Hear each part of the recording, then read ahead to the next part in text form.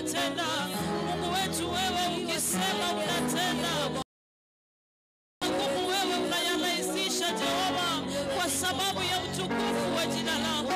Nena na yule mama anayelia asubuhi ya leo Jehova. Mama anayelia asubuhi ya leo mtakatifu.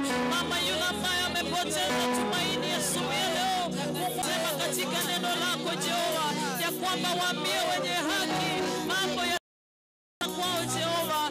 Wacha na mambo yakawe mema katika nyumba yake asubuhi ya leo. Wacha unaomba